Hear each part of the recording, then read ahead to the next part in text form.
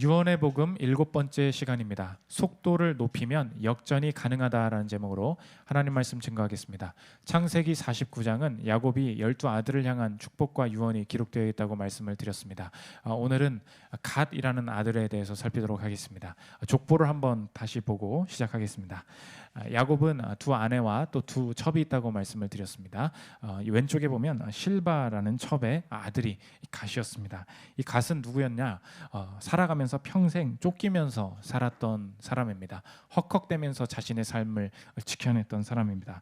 저 여러분도 마찬가지입니다. 우리도 여러 가지 삶의 영역 속에서 쫓기거나 뒤처지는 삶을 살아갈 때가 많이 있습니다. 월세 아슬아슬하게 내고 있고요. 다들 회사에서 너무 잘하니까 아이디어 한번 내보십시오 하면 어찌저찌 내 안에 뭔가 아이디어가 샘솟는 것처럼 PPT 한 장 만들어서 아이디어 제출하는 그런 것, 나도 뭔가 실력이 있는 것처럼 아슬아슬 따라가는 것이 우리의 삶이라는 것입니다. 공부하는 분들 계십니까? 성적은 잘 안 오르는데 시간은 얼마 남지 않았다. 늘 초조하고 쫓기는 마음이 우리 내면에 흐르고 있다는 것입니다. 가시처했던 상황이 그랬다는 것입니다. 하나님께서 이 갓처럼 뒤처지고 또 남보다 늦은 것 같고 또 쫓기는 것 같은 우리의 삶을 역전하게 하시는 길이 무엇인지 살피는 시간 갖도록 하겠습니다. 세 가지로 나눠서 살피겠습니다. 첫째로 쫓기는 신세, 둘째로 추격의 기세, 셋째로 속도의 권세. 이 세 가지로 나눠서 살피겠습니다. 첫째로 살필 것은 쫓기는 신세입니다. 야곱의 이 갓을 향한 유언은 무엇인가? 내가 살아갈 날들이 남들에게 추격당하는 일이 많이 벌어질 거야. 축복 같지 않은 이야기를 하고 있습니다. 19절 한번 보십시오. 갓은 군대의 추격을 받으나 도리어 그 뒤를 추격하리로다. 왜 군대의 추격을 받는가? 이 갓이 처했던 지형적인 상황 때문입니다. 성경을 보신 분들은 알겠지만 이스라엘 백성이 출애굽을 한 다음에 이제 가나안 땅으로 들어가야 되는데 요단 동편으로부터 요단강을 도하해서 요단 서편으로 들어가게 됩니다. 그런데 요단강을 건너지 않고 우린 요단 동편에 남아 있겠어. 그렇게 다짐한 땅이 갓 지파와 또 나머지 두 지파가 더 있었다는 거예요. 사진 한번 보여주십시오. 제가 아래로 길게 그은 파란 선이 요단강입니다. 원래 요단강을 도하해서 서쪽으로 가서 가나안을 정복해야 되는데 요단 동편에 세 지파가 있었죠. 나는 여기 살 거야. 이렇게 그 중에 하나가 갓이었습니다. 근데 이제 갓의 오른쪽이나 아래를 보면 암몬, 모압 이렇게 이방 족속이 많이 있었습니다. 주변에 이방의 침입이 잦았던 곳이거든요. 그러니까 맨날 자기 땅을 지금 정하고 살면서도 계속 쫓기면서 전쟁하면서 살았던 것입니다. 그래서 이 아래에 있던 이 모압왕이 고고하게 발굴에 의하면 모압왕이 썼던 이 석비가 있는데 석비를 해석해 보니까 내가 갓을 공격했어, 내가 갓 다 지배했어, 이런 게 있습니다. 한번 간단히 들어보십시오. 이제 갓의 사람들은 항상 아타롯 땅에 거주했으며, 아타롯이 이제 그 갓의 마을이에요. 이스라엘 왕은 자기들을 위해 아타롯을 세웠지만 나는 이 마을과 싸웠고 빼앗아 그모스와 모압을 만족시키고자 마을 사람들 모두를 살해했다. 지금 모압 왕이 자기가 그렇게 해놓고서 기록해 놓은 거예요. 이게 이제 사실이라는 거죠. 계속 이렇게 자기 땅에서 전쟁하고 쫓겨다니는 신세가 이 갓의 신세였다는 것입니다. 그래서 갓은 사이즈나 실력 자체가 주변 민족을 대항하기에는 역부족이었던 이런 존재였다는 것입니다. 오늘 성경에서 보여주는 이 쫓긴다는 것, 이것을 우리가 삶에 어떻게 받아들여야 하는가? 언제나 이 성경에서 쫓겨간다 이 말은 승리하지 못한다, 너 이제 큰일 났다, 그런 말이 아니라 언제나 이 쫓긴다는 말은 다른 방식으로 싸우게 만드시기 위한 하나님의 인도하심이라는 것입니다. 오늘 그 주석학자들에 의하면 갓은 힘은 약했어요. 그런데 갓의 자산이 무엇이었냐? 속도, 이동성. 이 속도와 이동성이 빨랐기 때문에 계속 추격당했지만 다른 방식을 사용해서 승리를 거두는 지파였다는 것입니다. 우리의 삶도 마찬가지입니다. 하나님께서 우리의 삶에 어느 순간 내가 사회생활을 시작하고 보니까 어느 영역 속에서 굉장히 뒤처지고 다른 사람보다 실력이 덜하다, 이렇게 쫓기는 신세가 되게 하실 때가 있습니다. 돈이 없어서 월세를 못 난다거나 계속 쫓겨요. 그런데 하나님께서 그때마다 우리의 삶, 앞으로도 쫓기면서 힘들게 살아갈 거야, 이게 저주처럼 해석하면 안 되고 우리의 삶에 이 쫓기는 상황을 어떻게 받아들여야 되는가, 그것이 오늘 제목과 같습니다. 속도를 높이면 역전이 가능하다는 거예요. 속도를 높인다는 말이 무엇입니까? 이 땅에 제시하는 다른 그런 승리의 방식이 아니라 다른 방식으로 행하게 하심으로 승리를 주신다는 것입니다. 이 시대의 문화의 목소리가 우리를 늘 유혹하고 좌절하게 만드는 것이 무엇인가? 내가 아무리 하나님을 믿고 내가 예수를 믿고 구원받는다는 걸 알면서도 삶의 실제적인 영역 속에서는 이 기준으로 내가 승리할 수 있다. 이렇게 해야만 네가 잘 사는 거야라는 기준을 놓고 있지 못하기 때문에 우리가 하나님의 인도하심을 승리로 받아들일 수 없다는 것입니다. 내가 회사마다 보이죠. 이 사람이 1등이야. 그런 거 있어요. 학교 가도 이런 방식으로 해야 잘하는 거야. 다 그런 거 있습니다. 여기 취업해야 안전한 거야. 여기 살아야 잘 되는 거야. 여기 학교 보내야 잘 가는 거야. 보이지 않는 방식들이 있습니다. 부서도 마찬가지죠. 이 부서 있는 사람들이 곧 승진할 라인의 사람들이래. 그걸 알게 모르게 다 있거든요. 그러니까 그것을 벗어나면 내가 그 방식이 아니고 나에 밀려나니까 쫓기잖아요. 그럼 쫓기면 나는 이제 그냥 이렇게 승리 없이 살아가야 되나 보다. 그렇지 않습니다. 하나님께서는 언제나 이 쫓김을 경험하면서 우리 안에 내면에 나도 모르게 가지고 있는 그 하나님, 그 우상을 보게 하시는데 그 기준, 그 방식이 곧 승리다. 내가 가지는 이 기준을 미리 깨게 만드신다는 것입니다.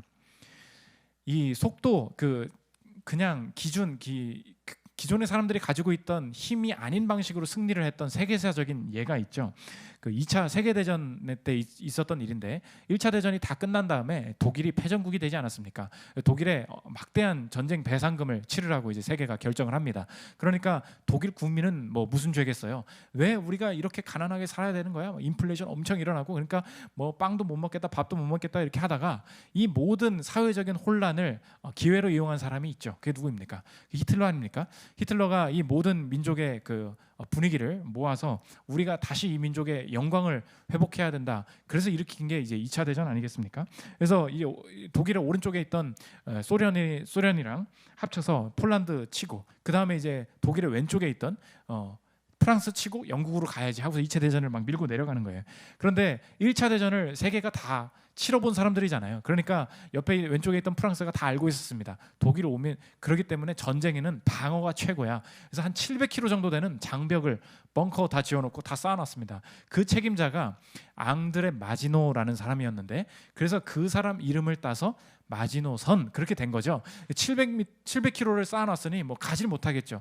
독일군이 주춤합니다. 어떡하지? 어떻게 파리를 쳐야 프랑스를 쳐야 영국 갈 수 있는데 이러고 있었어요.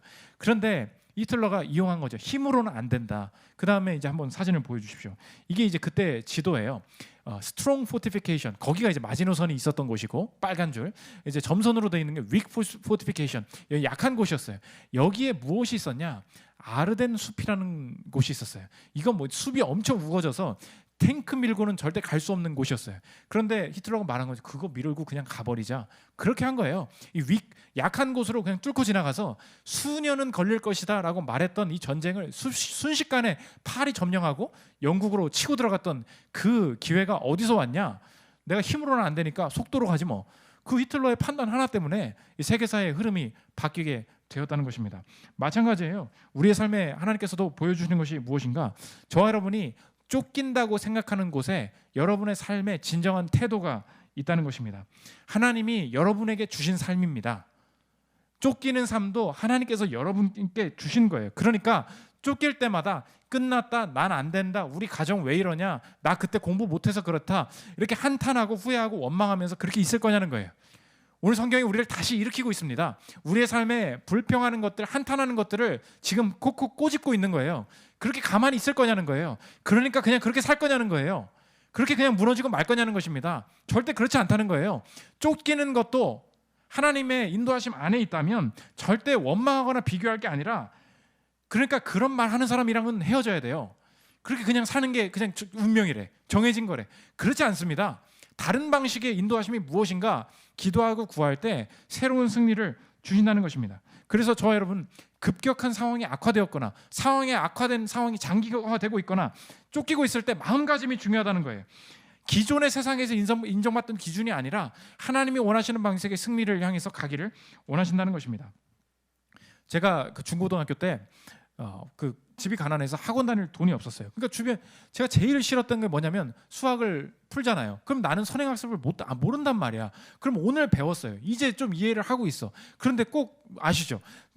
다 설명 끝나면 갑자기 문제를 한 3, 4개 칠판에 적더니 이제 나와서 풀어보겠대.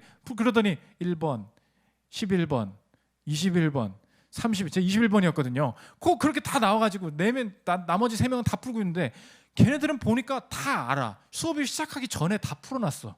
그럼 나는 이제 알았거든요. 그러니까 나 이거 너무 억울한 거예요.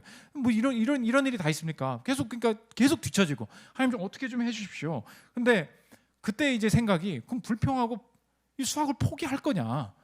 그건 아닌 것 같은 거예요. 그때부터 뭐 돈은 없고 뭐 방법을 찾기 시작했는데 그때 하나님이 저를 위해서 만들어주신 사이트, 여기 있는 분들은 다 알겠죠. EBSI라고. 그때 처음으로 뭐 이제 인터넷이 다 풀린 거죠. 2004년인가에 이제 무료로 인강을 공급하는 시대가 되어야 된다. 그때 처음에 나왔던 게 EBSI예요. 그때 그리고 같이 민간 뭐 공공에서 이렇게 나왔던 게 인터넷 강남구청이라고 10,000원만 내면 이제 뭐 강남구에서 만든 거예요. 뭐 그런 거 공짜로 들을 수 있게 해준다. 다 공짜잖아요. 나 이거 좀 들어봐야겠다 해서 그런 거 풀고 그런 문제 풀고 그랬어요. 그런데 마지막에 저한테 이렇게 역전과 같은 삶의 어떤 상징적인 일이 있었는데 수학 문제집을 저는 그러니까 다들 그런 똑같은 거 푸는데 나만 이상한 거 푸는 거예요. 뭐 그런 공짜에서 사라는 거 그런 문제집 풀고 있는데 수학 선생님이 그걸 딱 보더니 이 문제가 너무 좋다는 거예요. 그러더니 그 전교에 수학 잘하는 애들한테 뭐 수백 건을 자기가 따로 제본을 해가지고 야 서창이가 풀고 있는 이 문제집 풀으라고 막 다 나눠주 돈 주고 막 자기가 돈을 빼먹었나? 아무튼 이렇게 돈을 팔고 그런 일이 있었어요. 되게 상징적인 일이었거든요. 저한테는 무슨 말이냐?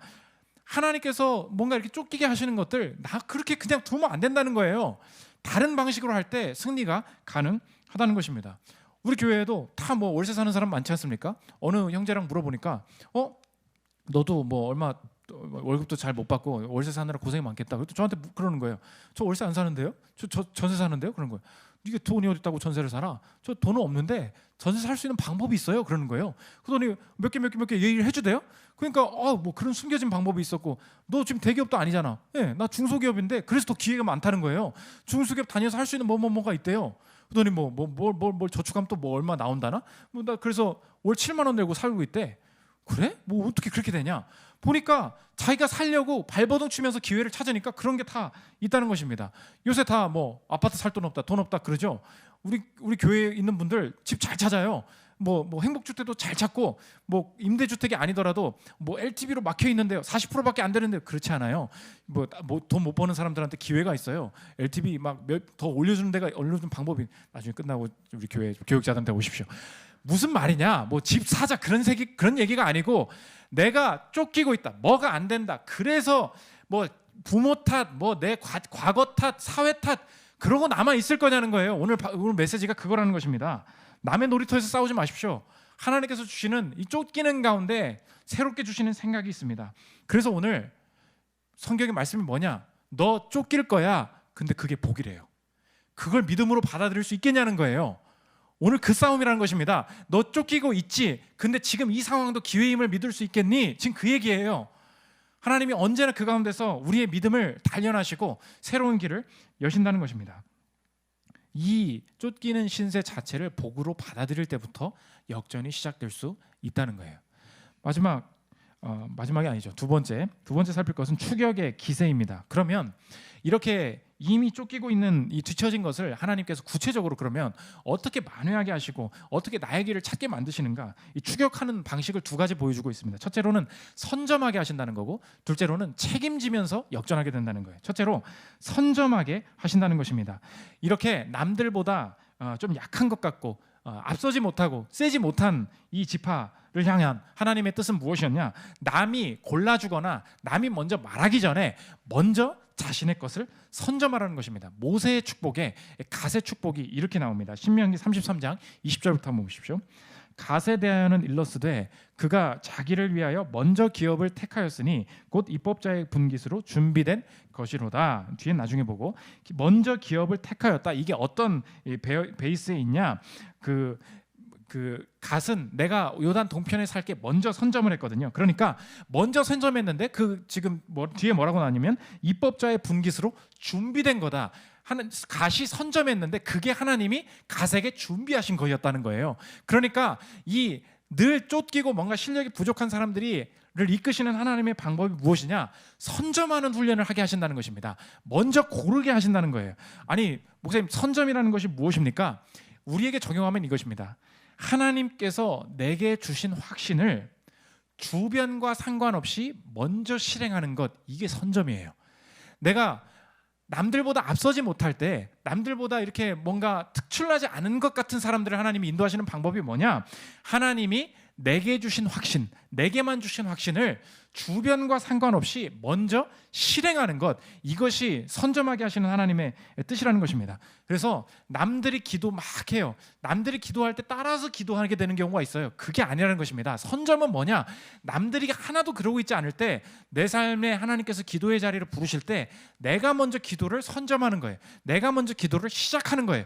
그래서 앞서게 하시고 그래서 응답을 얻게 하신다는 것입니다. 결혼도 마찬가지예요. 가만히 있어도 결혼이 되는 사람이 있어요. 실제로 그런 존재들이 있습니다. 가만히 있어도 사람들이 고백하는 사람들이 있어요. 근데 우리는 그런 사람들이 아니잖아요. 그런 사람들은 그러면 어떻게 해야 되냐는 거예요. 어떻게 하냐? 선점해야 된다는 거예요. 내가 그냥 가만히 있으면 결혼이 되겠지, 가만히 있으면 사람이 만나지겠지, 그렇지 않습니다. 내가 어떻게 해야 되느냐? 주변에 물어보십시오. 결혼을 어떻게 했는지. 결혼하자고 말한 사람이랑 결혼하는 거예요. 좋아한다고 말한 사람이랑 사귀는 거라고요. 먼저 말한 사람, 먼저 선점한 사람에게 하나님께서 그 이루게 하시는 열매가 있다는 것입니다. 우리 먹는 것도 마찬가지죠. 우리 교회가 최근까지 저한테 다 그 성도들이 선점을 당하고 있었어요. 밥 먹으러 갈 때 제가 늘 여러분이 육안의 닭갈비만 가게 되는 이유가 뭔지 아십니까? 여러분은 모르시죠? 탁 나가면 어물쩡 거리고 있을 때 그럼 제가 한 마디 탁 던져요. 아 그럼 뭐 그냥 닭갈비 먹으러 갈까? 그렇게 말을 하면 내가 먼저 말을 건넸잖아요. 그러니까 이거 목사인데 대들지도 못하고 그러잖아요. 반항을 못하니까 선점하면 그냥 거기 가는 거예요. 근데 최근에 그 강적이 나타났어. 선점하는 자가 나타났어. 제가 닭갈비를 얘기를 딱 그 전에 뭐 먹고 싶니 딱 물어보는 선점을 하는 거예요. 어떤 그 신모 자매가 똠양꿍이요. 갑자기 딱 그러는 거예요. 우리 교회에 저랑 부교육자분이 제일 싫어하는 게 이제 태국 음식이거든요. 자꾸 똠양꿍 이런 거 먹으러 가자 그래가지고 저 최근에 뭐 몇 개월 전에도 방콕 야시장 사료수길 가가지고 정말 죽도록 고생하고 온 적이 있어요. 보십시오. 성도가 먹자는데 또 안 먹을 수가 없잖아. 보십시오. 나만 우월한 것 같죠? 선점하는 사람이 우월한 거예요. 선점하면 따라가게 되는 게 있다는 것입니다. 그래서 신앙생활을 오래 하시는 분들 중에 착각이 있어요. 오늘 신앙생활을 하다 보니까 결국은 내 뜻이 아니라 하나님의 뜻이 이루어지는 거잖아요. 그러니까 뭐 내가 기도를 하든 말든 내가 뭐 적극적으로 뭐를 해봐야 안 해봐야 결국은 내 삶에 하나님이 원하시는 대로 다 될 것이다, 이렇게 생각을 하고 내 행동이나 결정이 중요하지 않다고 생각을 하는 경향이 참 많이 있어요. 그러면서 들이대는 말이 뭐냐? 하나님의 섭리죠. 섭리라는 게 다 있다면서요. 너 결혼 어떻게 할 거야? 뭐 섭리대로 되게, 이렇게 얘기를 한다는 거예요. 이 말이 맞느냐? 여러분이 신학적으로 잘 이해를 해야 되는데 웨스트민스터 신앙고백서에 보면 5장 2절에 섭리에 관하여 라는 챕터가 나와요. 섭리가 실행될 때는 세 가지 방법이 있다는 거예요. 우리 한번 소개했었는데 잘 들어보십시오.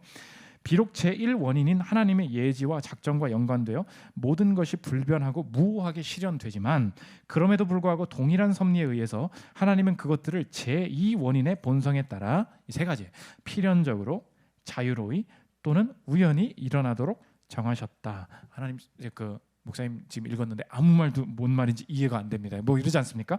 필연적으로 자유로이 우연히 일어난다. 이게 섭리라는 거예요. 무슨 말인지 모르겠는데 이것을 이제 쉽게 설명하신 분이 교수님이 계신데 김지찬 교수님의 설명 한번 들어보겠습니다. 들어보십시오. 하나님은 자신의 뜻을 정하신 후에 실제로 그 뜻을 이루어 가실 때에는 세 가지 방식을 사용하십니다. 자연 법칙을 통해서든 이게 necessary예요. 두 번째, 인간의 반응을 보고 그에 대해 적절한 조치를 취하시든 contingently에게. 마지막, 하나님의 신비하신 자의적인 뜻에 의해서든 freely. 하나님께서는 자신의 뜻을 역사 가운데서 이루어 가십니다. 이것이 하나님의 섭리입니다. 이 섭리가 실행되는 방식 중에 두 번째가 있는데 그게 뭐냐? 인간의 반응을 보고 그에 대해 적절한 조치를 취하시든, 이게 꼭 있다는 거예요. 섭리가 무엇이냐? 인간이 어떻게 행하는지에 따라 그 행동에 반응하시면서 펼쳐지는 하나님의 뜻이 분명히 있다는 것입니다. 그러니까 우리가 뭐 기도해봐야 소용없어, 결국은 뭐 그냥 하나님 뜻대로, 이렇지 않다는 거예요. 하나님이 왜 그 부분에 대해서 기도할 마음을 주시는가? 하나님이 왜 이 부분에 대해서 열정적으로 기도하게 하시는가?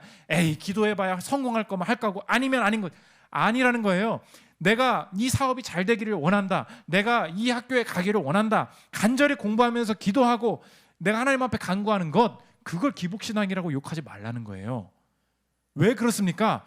내 바람에 따라, 내 반응에 따라 하나님께서 그것에 맞게 반응하시면서 인도하시는, 내 뜻이 성취되는 것은 아니겠지만 하나님이 나를 행동하게 하시면서 바꾸시는 게 분명히 있다는 것입니다. 그래서 사람들이 얘기하죠. 내가 죄를 짓는 거랑 내 삶이 펼쳐지는 거랑 아무 관련이 없다고. 누가 그래요?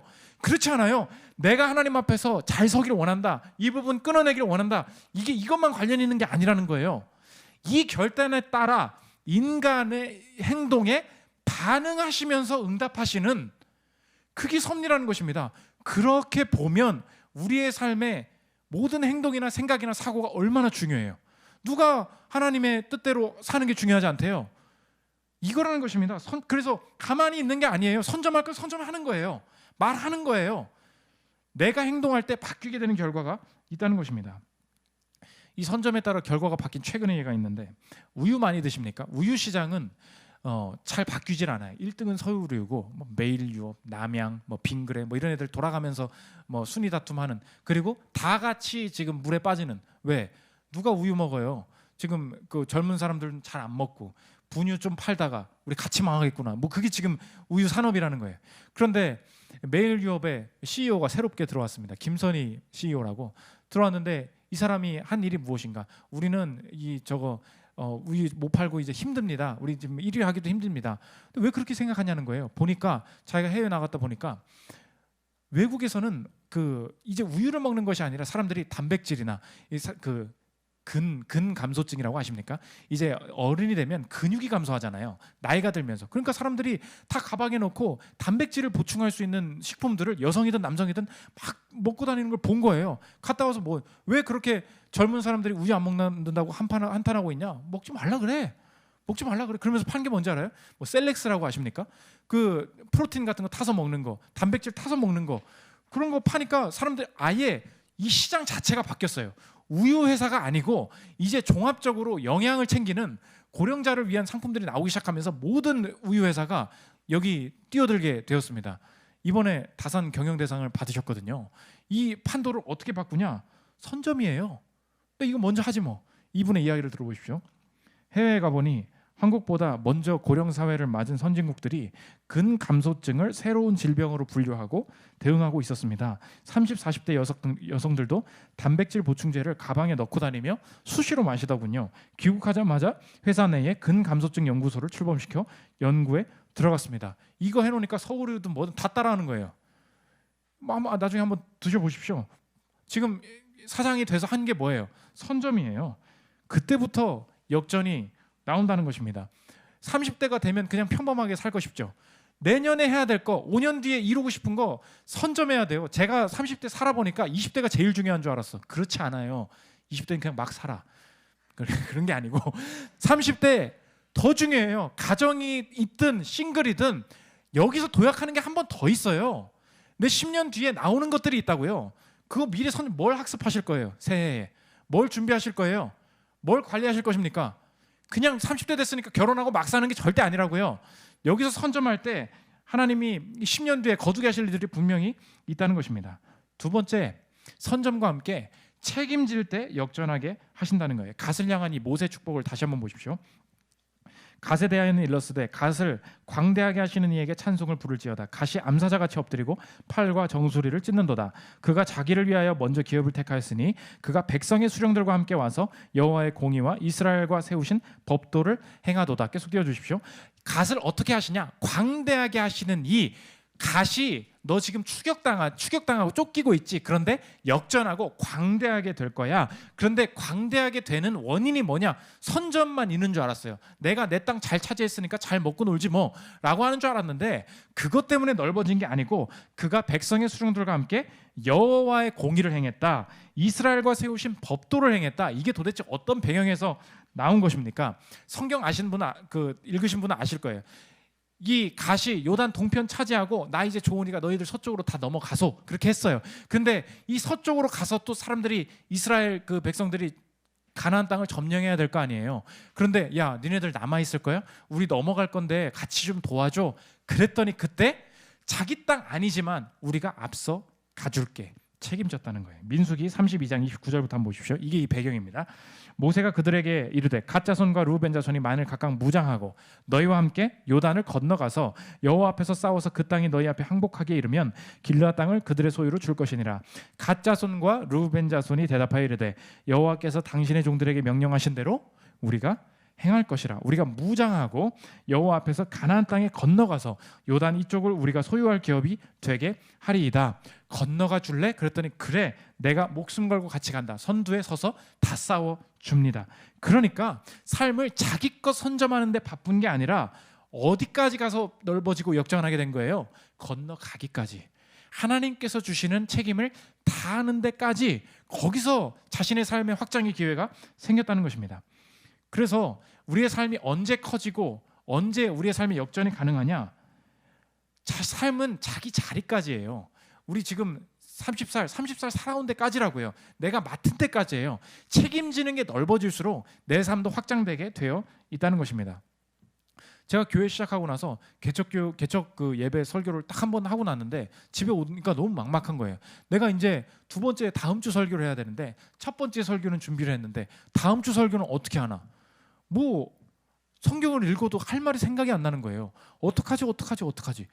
근데 어떡합니까? 내가 책임자인데 해야죠. 책임지다가 넓어지는 거예요. 그 뭐 창세기 49장 잘 안 하거든요, 사람들이 설교를. 근데 보니까 이거 하면 좋을 것 같아요. 했어요. 어렵죠? 근데 어떻게 해? 내가 한다고 했거든. 그럼 한 절이잖아. 한 절을 가지고 어떻게 40분을 떠들어? 그게 설교자의 솔직한 생각이에요. 근데 그럼 공부해야 할 말이 나올 거 아니에요. 책임지니까 하는 거예요. 그러다가 이제 남의 것도 찾아보지 않겠습니까? 내가 책임지려고 하다 보니까 남의 거 들어보니까 이게 공부 안 했네? 이런 게 보이는 때가 있어요. 너무 유명한 목사님이거든요.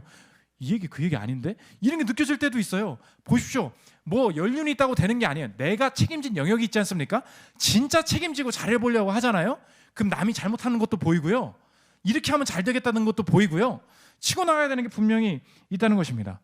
삶에서 그래서 살다 보면 재미없어지는 게 뭐냐? 책임지지 않는 관계가 점점 재미없어져요. 왠지 아십니까? 책임이 사랑이라는 걸 알아서 그래요. 20대 때 초반에 뭐 관계가 가볍고 좋죠. 근데 너무 좋죠. 그냥 우리 한번 즐기고 끝내자, 되게 좋죠. 그냥 30대 지나잖아요. 재미가 없어져요. 왠지 아십니까? 책임지는 것에서 사랑을 느끼기 때문에 그래요. 책임이 곧 사랑임을 알기 때문에 그래요. 그러니까 우리가 만났는데 우리 그럼 서로 책임 안 지려고 하는 거 지금 다 보이는데 그 재미가 없어지는 거예요. 점점 책임질 사람이 생각나는 거예요. 책임지겠다고 말하는 사람이 좋아 보이는 거예요. 왜? 책임이 곧 사랑이고 책임이 곧 복임을 알기 때문에 그렇습니다. 하나님이 남편과 아내 결혼 안으로 왜 끌어들이십니까? 책임지라고. 그게 복이에요. 자녀를 왜 낳게 하십니까? 그게 책임이 복이라는 거예요. 그래서 내 사랑과 내 그 분량이 엄청나게 넓어지게 된다는 것입니다. 교회 와서도 마찬가지. 우리 교회 특징이 무엇입니까? 하기 싫으면 하지 말라는 거예요. 우리 교회는 모든 게 다 임시직이에요. 반주하기 싫으니? 그만둬. 리더하기 싫으니? 그만둬. 하지 마. 아무도 너한테 하라고 강요하지 않아. 왠지 아십니까? 책임지는 자리가 복이고 책임지는 게 곧 사랑임을 알아서 그래요. 자발적으로 책임지는 사랑만 그 복을 다 선점하고요. 그래서 다 누릴 수 있기 때문입니다. 아니 리더면 책임을 져야 될 거 아니에요. 그거예요. 아무도 말 시키지도 않아요. 아무것도 안 해요. 그냥 네가 책임지라는 거예요. 우리 교회 저한테 누가 지시합니까? 뭐 성도 책임지라고? 내가 느끼는 거예요. 리더나 반주나 뭐 어떤 직분자, 집사나 뭐 어디 선교, 네가 책임져. 그 마음 가지면 다 돼요. 책임지려고 하다 보니까 연락도 하게 되는 거고요. 책임지기 싫어지면 하기도 싫은 거예요. 리더들도 다 느끼시죠? 내가 뭐 하고 있는지. 책임이 하나님의 부르심이고 복이라는 것입니다. 회사에서도 마찬가지입니다. 틀렸어요. 내가 업무를 실수했습니다. 하나님 왜 날 틀리게 하십니까? 틀렸으면 틀렸다고 정중하게 말하십시오. 내가 이 업무에 대해서는 책임지겠다고 말하십시오. 그게 하나님의 복이에요. 그리스도인들이 드러나는 특징이 뭔지 알아요? 책임에 있어요. 자꾸 옆 사람이 몰래 못했다고 하지 말아요. 여러분 거듭난 자 아닙니까? 우리가 책임지겠다고 하십시오. 우리가 먼저 잘못하겠다고 하십시오. 뭘 우리는 그냥 시킨 대로, 이런 얘기 하지 말고 책임지는 방향으로 나아 보십시오. 그게 그리스도인들의 삶이 된다는 것입니다.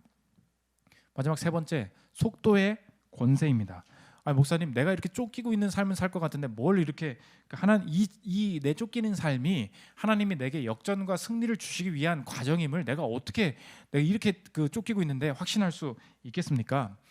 속도의 권세, 역전의 권세를 가지고 계신 예수님을 만나면 우리가 알 수 있다는 것입니다. 예수님이 이 땅에 오셔서 우리가 쫓기고 있는 삶을 대신 짊어지시기 위해 쫓기는 삶을 감당하셨습니다. 예수님이 이 땅에 오셨는데 남들이 다 체포하겠다고 지금 쫓아와서 지금 쫓기고 계셨고요. 이제 그 쫓기는 상황이 너무 두려워서 제자들이 다 도망가겠다고 말을 합니다. 그런데 예수님이 그때 뭐라고 하시냐, 유머를 던지시는데, 야 너네들 다 도망가게 될 거고 곧 나 사람들이 다 쫓아오게 될 거야. 그런데 있잖아, 내가 훨씬 빨리 너네들보다 역전할 거야. 이 얘기를 하십니다. 마태복음 26장 31절부터 한번 보십시오. 그때 예수께서 제자들에게 이르시되 오늘 밤에 너희가 다 나를 버리리라 기록된 바 내가 목자를 치리니 양의 떼가 흩어지리라 하였느니라. 다 쫓길 거야. 근데 그러나 내가 살아난 후에 너희보다 먼저 갈릴리로 가리라. I will go ahead of you into Galilee. 내가 훨씬 빨리 갈 거야. 야, 니네들 지금 도망가지? 응, 가봐. 그리고 나들 쫓겨오지? 나 엄청 쫓길 거야. 근데 있잖아, 내 갈릴리 너보다 먼저 갈 거야. 내가 너보다 훨씬 빠를 거야. 속도에 대한 이야기를 하고 계십니다. 그런데 실제로 예수님이 우리 죄를 위해서 십자가에 못 박혀 죽으시고 부활하신 다음에 이 도망갔던 사람들이 다 돌아와가지고 예수님 어떻게 어디 가신 거 어떻게 하고 있는데 갑자기 무덤 열어보니까 천사가 예수님이 그때 뭐라고 하셨어? 그때 그 말을 똑같이 하고 있어요. 굉장히 재미있는 상황이에요. 천사가 이 무덤을 열었던 여자들한테 말합니다. 마태복음 28장 6절 보십시오. 그가 여기 계시지 않고 그가 말씀하시던 대로 살아나셨느니라. 와서 그가 누우셨던 곳을 보라. 또 빨리 가서 그의 제자들에게 이르되 그가 너희보다 먼저 갈릴리로 가시나니 거기서 너희가 배우리라 하라. 그 여자들이 무서움과 큰 기쁨으로 빨리 무덤을 떠나 제자들에게 알리려고 다름질할세. 예수께서 그들을 만나 이르시되 평안하냐 하시거늘. 이 영어로 보면 진짜 웃겨요. 지금 이 상황이 얼마나 웃긴지 아십니까? 빨리빨리 다 도망갔던 애들이에요. 근데 천사가 뭐라 그래? 주님이 먼저 가셔서 니네 빨리 가봐. 다른 사람들이 쫓기는 것처럼 얘기하고 예수님 딱 만났을 때 갈릴리에서 예수님이 영어로 보면 greetings, hi 그런 거예요. 봐봐, 나 말했잖아. 내가 훨씬 빠르다고. 그 얘기예요. 지금 이 엄청난 죄악의 무게, 십자가의 고통에 유머와 역전이 같이 일어나고 있습니다. 지금 이 사건을 통해서 예수님께서 우리에게 주시는 이 구원이 무엇입니까? 추격받으셨던 분, 내 쫓기는 인생을 대신하여 체포하는 사람들을 향해서 추격받으셨던 분이 이 추격받는 상황 속에서 내 방식대로 도망간 게 아니라 하나님께서 예수님께 주신 자리, 십자가의 자리를 먼저 선점하고 인류의 구원을 향한 이 사명, 이 책임의 자리를 벗어나지 않았을 때 뒤처지고 늦어지고 결국은 죽는구나 싶었는데 부활의 영생으로 앞서 살아나셔서 갈릴리로 가신 속도의 권세, 역전의 권세를 가지신 분이 나를 위하여서 이 십자가 선점하셨고 내게도 이 영생 주시기를 원하시는구나. 내가 이것을 믿고 확신하는 그리스도인이라면 내 인생의 나머지 영역에서도 이제 내 삶에 다시 새로운 해석이 시작되겠다. 내 삶도 주변의 기준으로, 주변의 평가로 나한테 늦었다고, 못 모았다고, 뭐가 나이가, 돈이, 뭐가 어쩌고 저쩌고 얘기하는데 그리스도 안에 있는 나는 결코 느리지 않다. 결코 뒤처지는 것 아니다. 하나님의 계획 안에 뒤처져 보이는 갓의 상황 속에서 또 다른 추격이, 또 다른 역전이 분명히 숨겨져 있다. 이때에 이 세상의 기준을 따라가려고 노력하는 것이 아니라 하나님께서 내게만 주신 자리를, 그 방법을 먼저 선점하고 하나님께서 내게 요구하시는 여호와의 공의, 하나님께서 내게 주신 직분, 하나님께서 가정이나 직장에서, 교회에서 원하시는 일들 책임을 다해서 행해 나갈 때 하나님의 뜻 가운데 새로운 역전과 추격이 가능하게 되리라. 이 확신이 우리 안에서 샘솟을 수 있다는 것입니다. 자, 여러분, 빨리빨리 쫓아가라, 너 뒤처진다라고 이렇게 위협하는 이 시대 속에서 하나님께서 주시는 새로운 역전을 경험하는 저 여러분들 되시기를 기도합니다. 더 원합니다 찬양하고 기도하는 시간 갖도록 하겠습니다.